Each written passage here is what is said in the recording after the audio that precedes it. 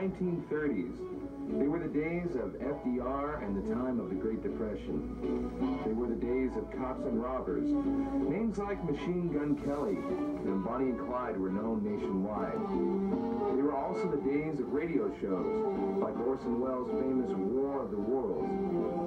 Some of the biggest names at the box office were Jean Harlow, Clark Gable, Marlene Dietrich, Errol Flynn, and of course the great Fred Astaire. The 30s had an incredible amount of history, but perhaps the 30s could best be described in 5 words: beginning of the swing era. Midway through the 30s, swing erupted. The music based from early jazz was fast, hip, and had a rhythm people could dance to. Most popular with young people, swing was a phenomenon from coast to coast. Swing dances like the Lindy Hop or the Jitterbug jammed on the dance floors, while musicians like Benny Goodman, Artie Shaw, Glenn Miller, Gene Krupa, Harry James, Duke Ellington, and Count Basie ruled the airwaves. Then, years later, swing faded due to the upcoming rock and roll years. But now, many years later, swing has emerged again. The interest in dancing, old bands, and new is sparking an all-new excitement among people. You see, these folks are swinging in the 90s.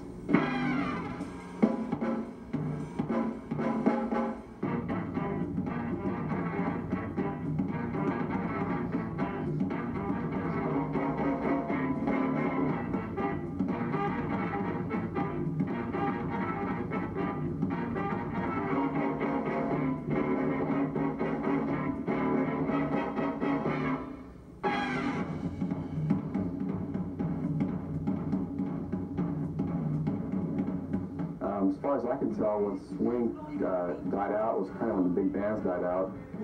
After World War II, probably in early 50s or late 40s, big bands kind of stopped playing and kind of too expensive for them to tour, and so with the big bands died out, Lindy Hop and a lot of the swing dancing.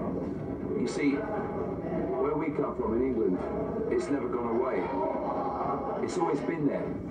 Maybe in a lesser form, because other types of music have taken over in the charts. Because rock and roll was about the last bastion of true swing, but then they got rid of the roll. There was no more roll in it. It was just straight rock. It just went like this. And everybody was on those quarter beats. They didn't swing between them anymore.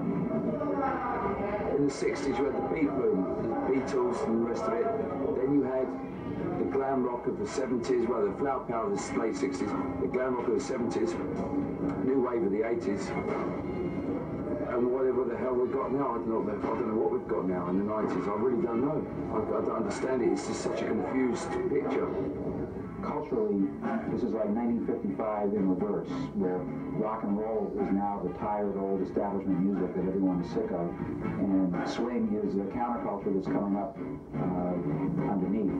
And so in that sense, it's like the opposite of when Elvis first started coming in. So after, like I say, about 1959, after Buddy Holly died, it didn't swing anymore until the Stray Cats came in about 81, and Slim Jim Phantom and my buddy Brian Setzer, they started to bring swing back. Well, believe me, when they Saturday night, I had one time, the baby looks so right. Well, Stray Cats hitting on the place. People like it of all ages.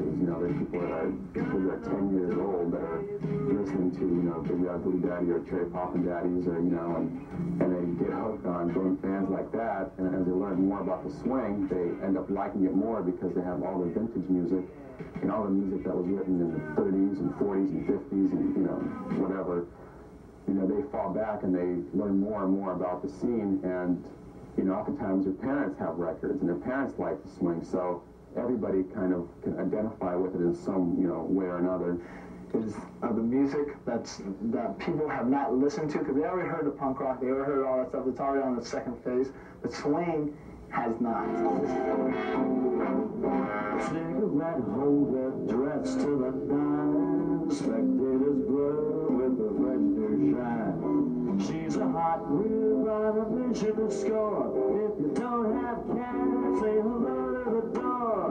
It doesn't take too much to see. This is a scene, it's a place to be. Your drapes are pressed, you're ready to jive. Pull the line and jump in that dive. Big time operator, take that stand. Big time operator, swing that band. We got the rhythm steaming and hot. We're gonna put you on the spot. Our tenor sax, Ladwood on it.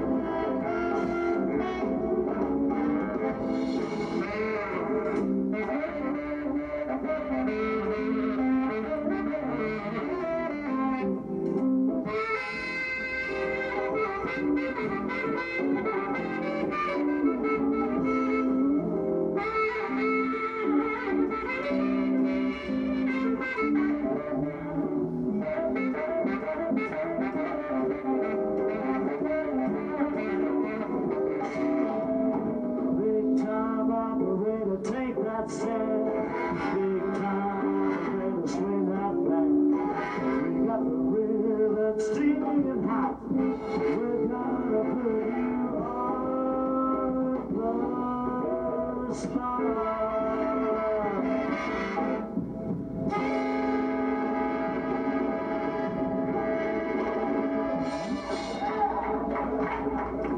I think a lot of the younger kids are getting just tired of the modern music, and we're, you know, a lot of them were in the grunge rock, and some are getting tired of flannel and just distortion, and this stuff just kind of cuts through with class and style and the same energy. And We played punk rock, grunge as kids growing up on our generation, and everybody did it. It got very popular, it got exploited, and suddenly it lost its energy. And we found a new way to find a new energy like they used to in the old days by playing the old music, but like with a new edge, you know? And we're able to play a popular form of music that is really danceable and high energy. You know, it really is like rock and roll. It became rock and roll. So it's really fun for us and demanding at the same time. Mixed Bill Haley's rhythm with James Brown's horns. We've added some ska and a bit of glam rock and a bit of rockabilly in there. We don't really regard ourselves as a swing band.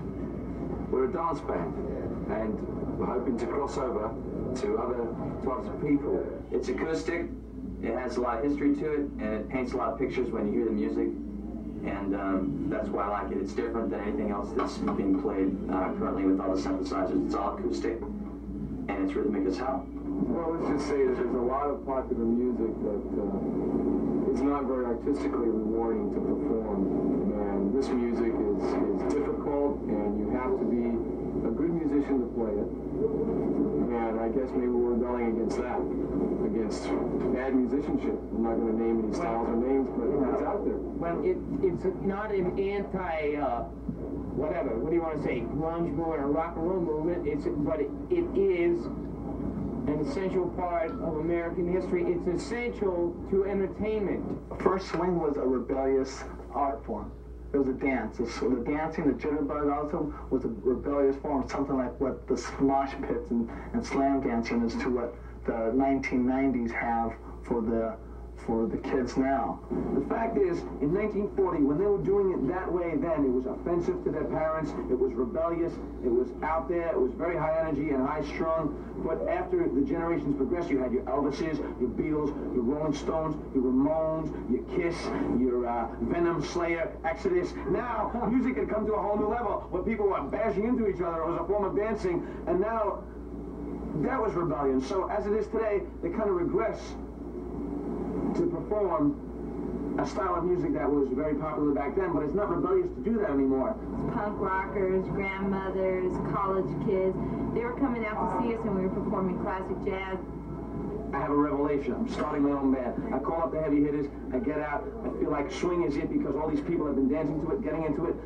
people who haven't ordinarily liked it like it. Rock and roll kids are starting to like it. I'm seeing different audiences. We do a show at Royal Crown Review, and a lot of tattooed nose pierced people are coming out, and I'm like, wow, there's a phenomenon going on here. People are getting energy from this because it's different than the wah wah digga-da-da digga-da-da digga-da that they've heard for the past 5 years that they're sick of. Because you know what? Grunge on the radio, it wasn't meant to be. Swing became underground again, and it was hip among the punk rock kids. It was the new way to rebel, and that's why I got back into it, and that's why I started the Brooklyn Bumps.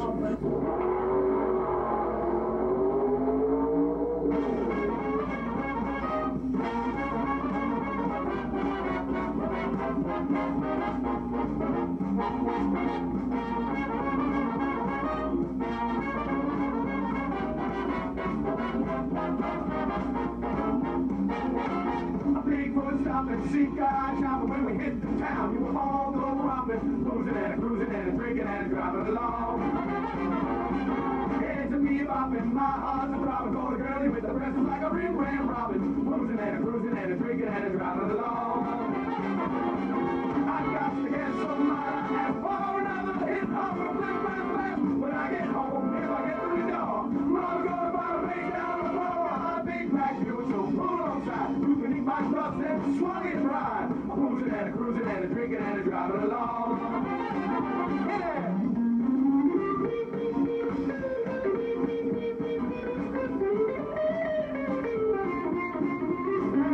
Yeah. Yeah, so everywhere we go, more and more, everywhere we go, there'll be at least, at the very least, a handful of people that know we're in town and will come out and jitterbug and do the Lindy Hop. There's a huge Lindy Hop network of people that they talk to each other more than we talk to one another, I think. Yeah. Well, I think it's great. I think it's great that we have all these dancers. And dancing is a wonderful thing it's a great way for couples to get to know each other. It serves the same social purpose that it always did. In those days when we played, actually it was interesting because this is back 20 years ago. We dressed up just like this and we did the whole thing and we looked just like the band today, but nobody danced. We were just playing for listening. It didn't even occur to anybody to dance in those days. I mean, people are actually pairing up once again, rather than dancing separate or dancing violent. You know, you can go out to a club and you can buy your girl a cocktail, buy your girl dinner, buy your girl 7-Up, whatever it is, and then you can dance with her, and you can hold her in your arms. And then after the night is over, she's already used to having you hold her in your arms. Well, what could a guy want? I saw a band one time, and I saw people dancing, and I decided at that moment that looked so cool, I want to learn how to do that. And that's why I just did it. I swing dance for the sheer pleasure of dancing. I like the music, I love the dancing, I love the style, the era. It gives me a chance to kind of like relive the moment. Well, my main reason for swing dancing is the genuine swing music is very happy, upbeat music. And when I dance to it and become part of the music, it just makes my heart fly. Because it's a great way to meet girls. I come at the whole music from an appreciation point. I'm not a dancer. I swing dance because I really like the music, I like the clothes. It's a better scene than the other stuff that I could be involved with. I stopped by the Beer Paredes, and I saw a small group of people lounge around a big band. From that point on, I liked that so much that it was always something that I thought was really great. I would go to it from time to time. I was busy doing my other music, which is like, ska and alternative and punk. But I always went back to the Beer Paredes on Monday nights. I got introduced to swing music actually at the Rhino Room, and I just fell in love with it. I've been dancing about the last year and a half, almost every night of the week.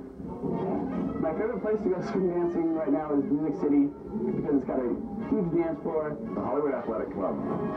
In Hollywood, of all places. Every once in a while, I'll go to Disneyland. Disneyland.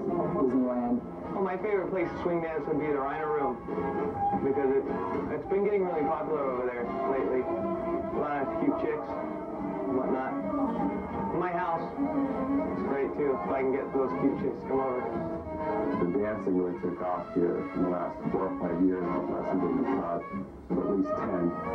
I started out taking lessons with Audrey Wilson, and that probably lasted about, I don't know, a couple months, and then the most learning I got was from actually going out to the clubs and dancing with other people.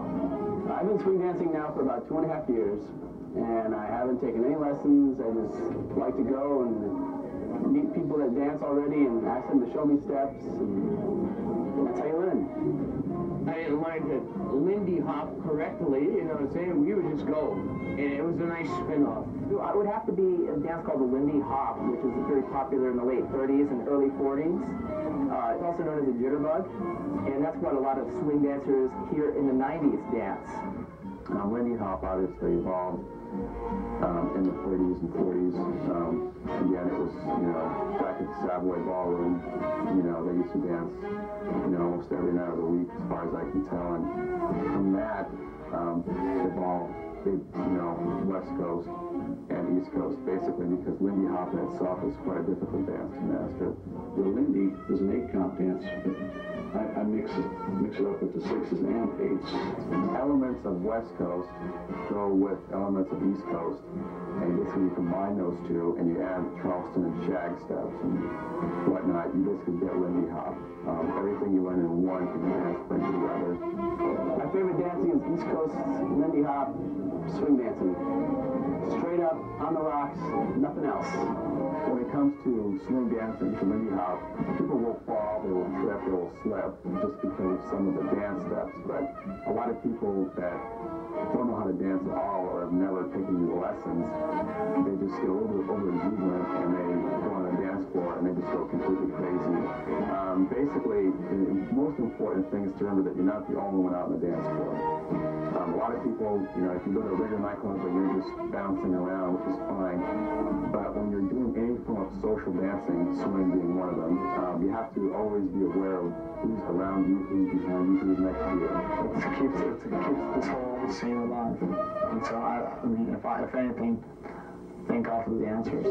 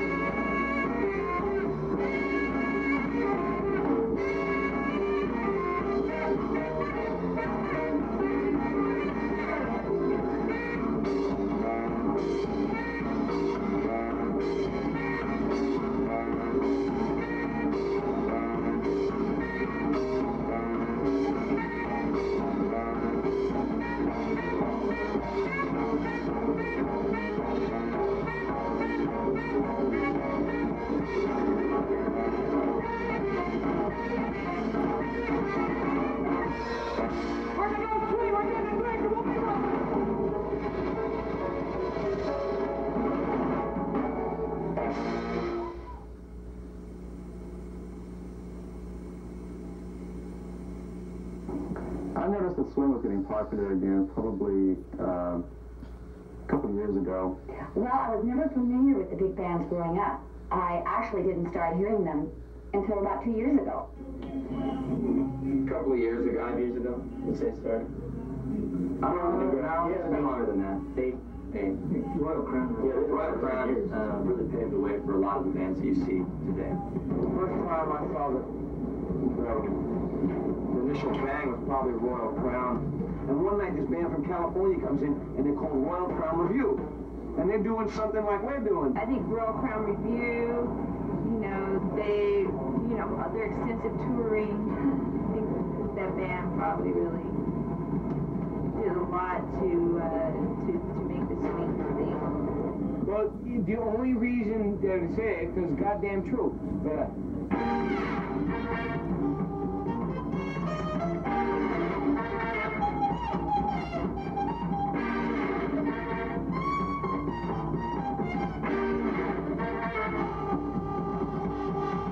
What we did was, when we started out, we took it through an underground route, and there was nobody doing it.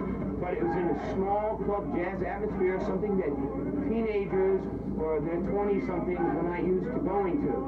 So we try to put a twist on the, kick the rhythm and blues and jazz in the butt a little bit and bring it up a level. And I truly believe, there's been other bands, but we were the first ones to get it back in the public circuit on a level, this level. We didn't invent it. We write our own songs, but we try to bring it back in that way. I believe swing is getting popular because it's a retro movement towards decency. The music really reflects the time, and it's just I'd say more a feeling of America being together and supporting everyone. It's a great American style, great time period. It's an escape thing. It's an escape. It's just like a drug, baby. Dress up, go out, old car, nice dame, whole deal, man. It's a free, almost free drug. You know what I'm saying? It's gonna be a bill at the end of the night.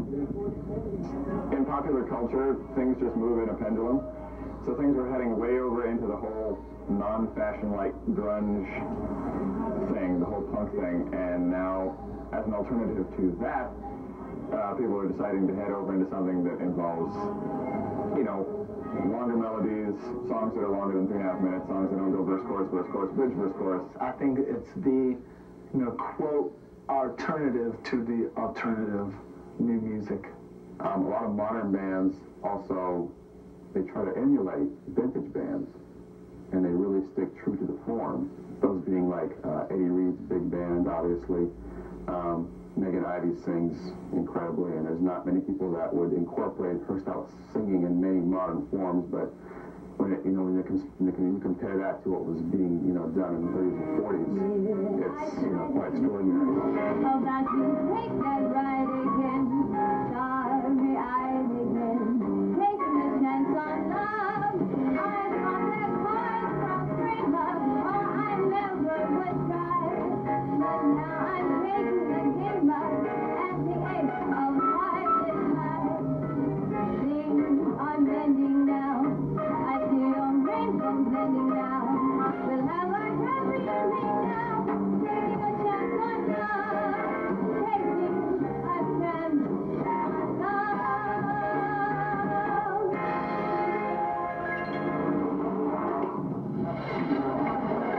Also, Bill Elliott's Swing Orchestra. Bill actually writes modern swing material that is just as good as anything that was written back in the 30s or 40s. And my band is sort of in between. My band is more like the bands of the 30s and 40s than almost any other band on the scene. And yet we're different in that we have our own original music. You can hear in some of our playing that even though we're playing traditional swing tunes from the era, a lot of times the improvisations are going to incorporate some bebop and even some rock and roll, early rock and roll, and a lot Latin, a lot of different styles. So I think jazz and music in general is, to be healthy, is going to draw a lot of different influences. So whereas back in the 30s and 40s, they were where they were. Now we're playing that music, but we've got all this other music that we've been influenced by, so that's adding to the music. This is not a replica of the 1930s, 40s, or 50s. It's the 1990s, and it's soon going to be the millennium. We have to remember that. We're not breathing 1940s air. It's 1990s. We're not drinking 1940s water. We're drinking 1990s water. But that's not to say we can't take the best of what was in the past and bring it and mix it with the best of today. Now it's also taking it on a different life of its own with the modern bands. The music that you hear with, again, like Blue Daddy, let's say, which is, you know, some may say that's not really swing or it's not really one thing or another.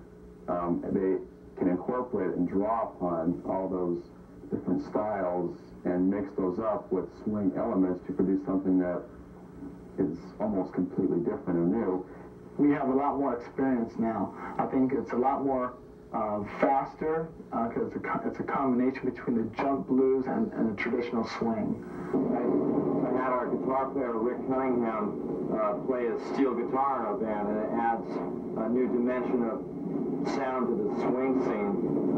Whenever he plays a steel guitar, the heads just go, what is that? And because they're not used to hearing country steel with the swing band, and we mix it so well that it sounds right at home, and it's just a new form of swing. Swing is really such a rich community. It's been, you know, there's so much music that's already out there. Everything that was written in the 30s, 40s, 50s, and even like 60s, a lot of Frank Sinatra and Dean Martin stuff, all that stuff fits, you know, very well into the swing scene. A lot of people have the vision of the old, you know, movies where everybody sits around in gangster suits and, you know, smokes big cigars and, you know, drinks, you know, whiskey from, you know, under the table or whatnot. It's not really that kind of atmosphere. The main difference I see in the swing scene as opposed to other scenes is a very positive attitude. Well, I feel there's a lot less problems rather than having punk shows or having a mosh pit and having a lot of fights break out just during some rowdy performances, as well as like swing night. There's more of an innocence, and everyone just wants to come out and dance and have a good time. And it's less headache for the staff, and everyone just wants to have fun. You don't have an attitude problem with the bands towards the crowd or the crowd towards the bands or anything else. And there's very few fights and things around that kind of crowd, and everybody dresses nice, and just a nice atmosphere. And the band leaders are all seem to be happy kind of people, and come out, shake your hand, and mix with the crowds, where other type bands don't do that. And a swing club, obviously people do, they drink and they smoke, but it's a much more subtle atmosphere. It's an atmosphere that can be enjoyed by people of all ages. You know, people that are 65 are having just as much fun sitting next to somebody that's 25, and they're interacting and they're having fun. You see all ages of people together. It's not about a generation rebelling against an older generation. And you'll see at our shows and all kinds of swing shows, you'll see a lot of people in their 20s and 30s, but also in their 50s and 60s. And it's a new phenomenon, I think, to have a kind of entertainment that people of all ages come out and enjoy together. U.S. We'll take East Coast to West Coast. In New York, which is blowing up right now, you have Winners of the World, which is one of the best places right now. It's on the, I think it's in the Chrysler Building, on the 50-something, 60-something floor. Really great place where bands are coming out of. We got a great scene brewing up in New Orleans. From Chicago, there's a lot of great bands from that, and a great scene going on there. Washington, D.C., Las Vegas, obviously, is just, you know, they're picking up on that. Going up down to Austin, Texas. I mean, Continental Club is like the place to go see all the swing bands playing in Austin, Texas. And then you have in San Francisco, you have Cafe du Nord, you have the Highball, the Derby in Hollywood, and then we got the Rhino Room, Music City, of course, and then some other smaller places in San Diego. And obviously, you know, there's Europe, England, Germany, Sweden, very big on swing, so. 1, 2, 1, 2, 3.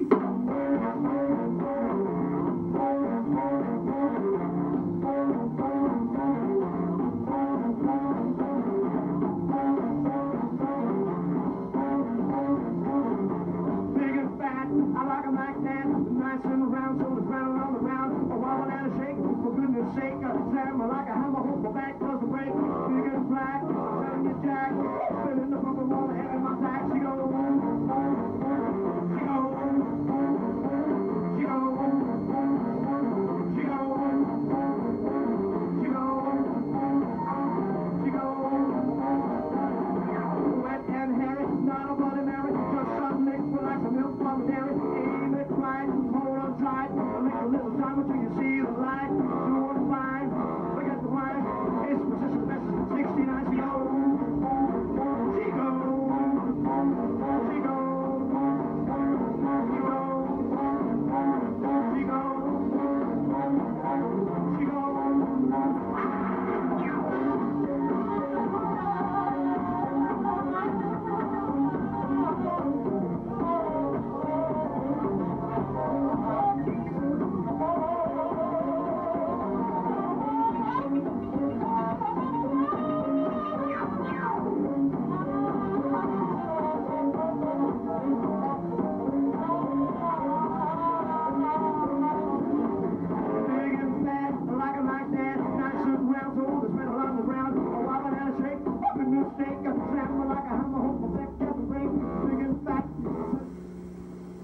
Well, Swingtime magazine is a very good vehicle for people to study because Michael Moss, he finds people, band leaders, musicians that I didn't even know existed, and brings out the history about them that you say, oh yeah, well, I didn't realize he was responsible for bringing this thing about or that song about. It just tells about all kinds of swing dancing in it, not just necessarily the 40s, but it covers a lot of rockabilly, a lot of different types and fashions in it.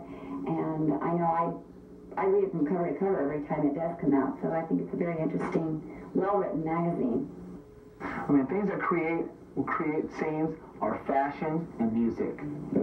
It's part of the whole atmosphere to dress up, feel part of the music. But I just think it's part of the persona of swing. That's a big part of it. That's a big part. I've done a lot of small group jazz too, and that's one thing that we always try to do is to dress well. You know, a lot of people have, sometimes they have, negative attitudes towards the music, because it's not like classical music or something. So dressing up, you look good. And you look like you have class. You look like you're serious about what you're doing. Sometimes we'll rehearse in jeans and a t-shirt, and it'll be really weird. When I put a suit on, I put a suit on and a tie on. It's like it kind of gets you into the way it should be for you to play this kind of music. Definitely wouldn't be the same show if we just came out in jeans and a t-shirt. Yeah, you wouldn't see us in dreadlocks or something. Well, maybe you'll see us in dreadlocks. Now people, because everybody's artistic in their own way, they want to present themselves like a new painting, and it's so cool to have it like a nice tie and this great shirt and these collars and these lapels and stuff. You got your two-tone shoes. I got my wife beater shirt on with the Brooklyn bums on it. You can mix and match styles, and it's like you're your own Picasso walking around. I mean, it takes a lot of ingenuity in inventing this, and it actually takes an effort, whereas in the 80s it kind of was like to not make an effort and to be like defective about it was cool. Plus, the major reason was to bring, at first, was to bring some style back to stage. Because even 60s, 70s, I mean, Motown, guys have uniforms, they come out sharp. It's like the instant culture these days, where back then things had to be hand-tailored to make them look beautiful. And when I go into stores that sell new clothes, all I see nowadays, about the last 5 years, are suits that are trying to look like this suit. Don't get it right. People are going to continue, hopefully, to demand comfortable fabrics and comfortable styles that they look good in. They look at the cars, they look at the clothing, they look at the artwork back then, and they say, hey, we're getting ripped off now. The only thing that that, like, working class people can buy those portables, like jeans and polyester. But back then, all of the clothes were nice for everybody. All of the artwork was accessible for everybody. Beautiful clothes, great hairstyles. And those hairstyles, they took a long time. You couldn't just throw them up in a clip like you do now. Although I am wearing just a ponytail because I am a working girl. I'm very busy. But I like to dress up because it's just a great feeling to put on a suit and be totally submersed in the atmosphere of swing dancing and the music. And it would be kind of half-assed to just go in a t-shirt and jeans, like some people I know. I don't dress up to go swing dancing very often because I find it uncomfortable, but when I do dress up, it's just fun to dress up and do something different, like Halloween.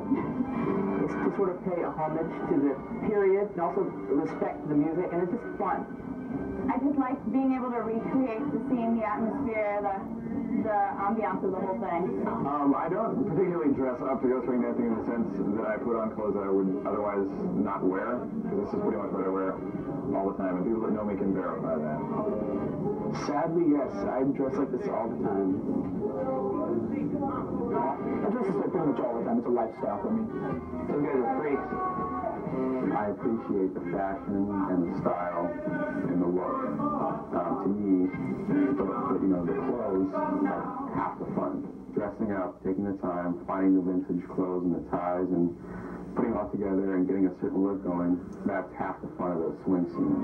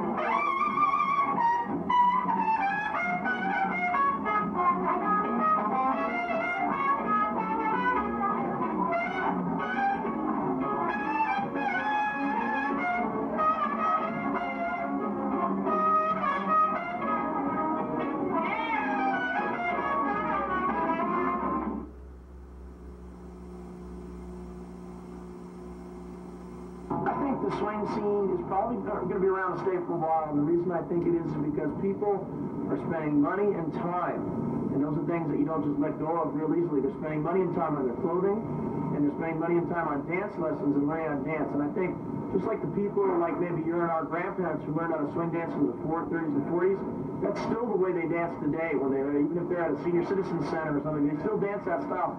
I'm guessing that the people who are putting that much effort to learn it now will continue to dance that way for the rest of their lives. So the question is, will more and more young people keep coming in and stuff? That's debatable. I hope so, you know. I sure hope so. I think swing's going to go pretty far. It's picking up faster and faster as I see it. I have no idea now because it's just going. And you know what? I do know, though, for a fact, I really don't think it's going to die out. Where do we think swing's going? That's the most difficult question I've been asked. I wish I know. You know, swing's been going for the last 60 years, since the 30s. And it just keeps going and going and going. There's no actual target it reaches. Trends come and go, but it's always been there. When we were playing, even in the 60s, the AM stations playing swing. you know, the older people. It's an American tradition. It's our foundation, and it will be here regardless. The best thing about this new swing movement is young kids are going to delve into the old records and go, oh my God, it's Count Basie, it's Cab Calloway, it's this. Just like what the Offspring and what Pearl Jam and Nirvana did for the grunge and alternative market, I think you can see swing on the uprise, you know, and not deteriorating. I think, you know, the day you get up in the morning and you start listening to the radio and there's, you know, 3 or 4 swing stations playing nothing but, you know, modern and vintage swing, I think that would be the day that, you know, swing has arrived. Well, I think the music will never, ever die. I don't know about the scene, but I know the music will be around forever. Well, it'll become derivative sooner or later. It'll dissipate and change and mutate into something else, I'm sure. But good music never goes away. It never did in the first place. So hopefully it'll be around to stay in one form or another. I think something that's missing in American culture these days is people going out socially and intermixing in an atmosphere that's not necessarily, you know, like a nightclub where everybody's just getting drunk and, you know, going crazy. I think that swing nightclubs are a perfect way to go out and, you know, talk to neighbors and friends and just relax and spend social time and also to enjoy the music. Of course, some people have told me that, you know, swing is old and we don't want it. To those people I say, it is old, but it is also brand new.